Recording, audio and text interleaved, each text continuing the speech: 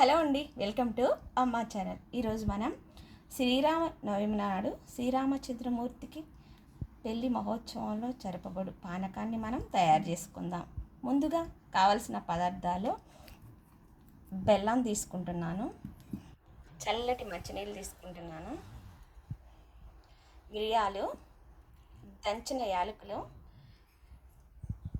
తులసి ఆకు, కొద్దిగా ఉప్పు.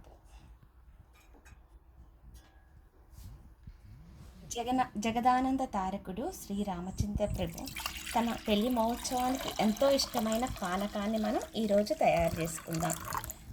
ముందుగా చల్లని వాటర్ని తీసుకుందాం. ఒక కుండలో కొంచెం దంచిన యాలకులు వేస్తున్నాను, కొద్దిగా మిరియాలు వేస్తున్నాను,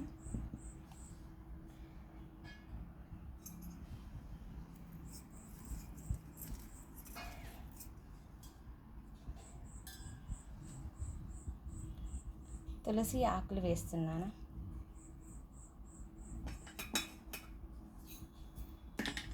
కొద్దిగా ఉప్పు వేస్తున్నాను. మీరు కల్లుప్పు ఉంటే వేసుకోండి.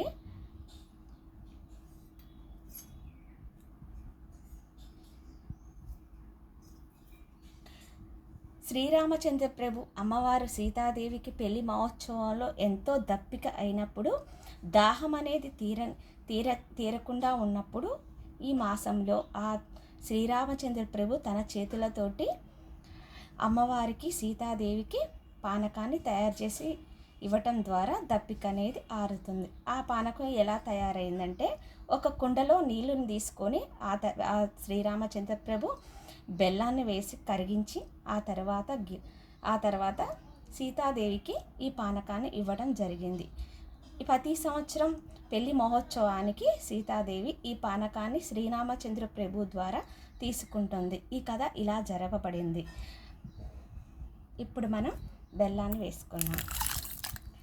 ఈ పెళ్లి మహోత్సవం తర్వాత మనకి పానకాన్ని అనేది తయారు చేసుకొని మనం తీసుకుంటూ ఉంటాం. ఈ శ్రీరామచంద్ర ప్రభు పెళ్లి మహోత్సవానికి ఈ పానకం అనేది కంపల్సరిగా ఎప్పుడూ ఉండాల్సిందే. ఇది ఆచారంగానో ఎన్నో వేల సంవత్సరాల నుంచి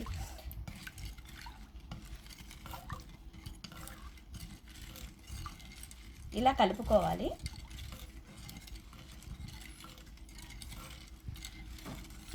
బాగా కలిపిన తర్వాత ఈ పానకాన్ని ఒక గ్లాస్లో పోసుకొని తాగితే వేడి అనేది ఉండదు, చల్లదనం అనేది ఒంటికి చేరుతుంది.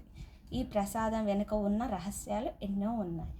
ఊరికే పానకం అని అనవద్దు. శ్రీరామచంద్రమూర్తి ఇది పానకం సీతాదేవిది, తెలుసు కదా. మరి ఈ వీడియో నచ్చినట్టయితే ఒక లైక్ చేయండి.